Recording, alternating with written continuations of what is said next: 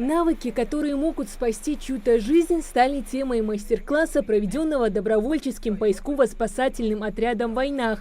Мероприятие, посвященное поиску людей в лесных массивах и оказанию первой помощи, собрало более 70 энтузиастов, желающих научиться действовать в экстренных ситуациях. Среди них и гости из соседних республик. Я родом из Дагестана, живу в Махачкале.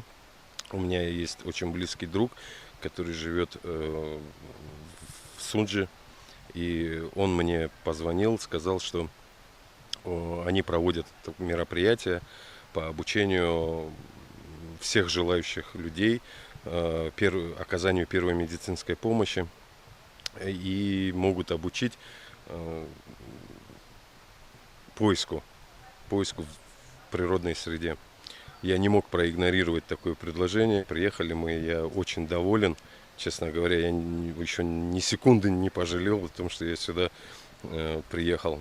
Активный отдых на природе в это время года особенно популярен. Случаи пропажи человека встречаются все чаще. Так что навыки по спасению пригодятся. Мурат Сайнароев несколько недель назад уже участвовал в поиске ребенка. Сегодня приехал на обучение, чтобы в будущем процесс поиска ускорить. На учение я сегодня пришел, чтобы знать для себя, быть полезным для людей, для республики, для своего народа, чтобы приносить помощь нуждающимся в критических ситуациях, когда у людей возникает какая-то беда, человек потерялся или какие-то другие экстренные случаи, чтобы оказать соответствующую помощь, знать алгоритм действий при оказании помощи. Здесь обучают методам ориентирования на местности, использованию компаса и карт, а также приемам эффективного поиска пропавшего человека,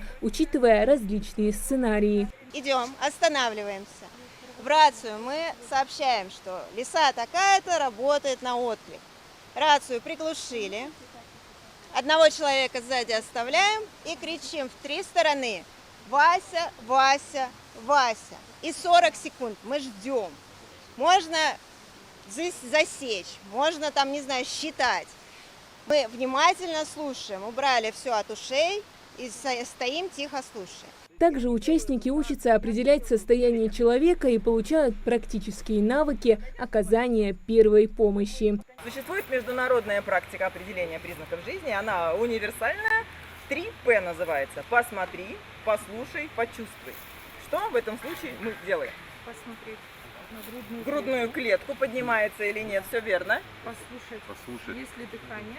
Да, у дыхания есть звук. Когда вот в одной комнате, да, там спите рядом с кем-то, если вы слышите ночью, человек дышит, у дыхания есть звук, все равно какой-то, вот мы можем в тишине услышать.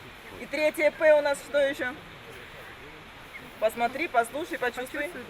Почувствуй дыхание. Да, вот мы подышали на ладошку, мы чувствуем вот это тепло. Вход здесь свободный. Желающие приходят, получают полезную информацию и вкусную еду. Главная цель сбора в том, чтобы как можно больше людей обладали базовыми навыками спасения и в критической ситуации смогли помочь себе и другим. Я заметил то, что сегодняшние гости в основном такого среднего возраста, получается, от 50 лет. И людям очень интересно именно вот это оказание первой помощи, поиск в лесных массивах. Ну, и не только поиск, но и сам человек может потеряться в лесу, и ему нужно ориентироваться и знать, что, как себя вести в лесу. Добровольческий поисково-спасательный отряд «Войнах» начал свою деятельность в конце 2022 года. 5 человек, вдохновленные мыслью быть полезными своему обществу, положили начало этому благородному делу. Сейчас в волонтерской группе более 1000 участников. Идея, чтобы в Ингушетии открыть этот отряд, нас послужил поиск Нестеровский. Это было где-то 4 года назад. После этого у нас первая мысль была и цель, чтобы в Ингушетии был добровольческий поисково-спасательный отряд, который будет работать по слаженному алгоритму Лиза Алерт.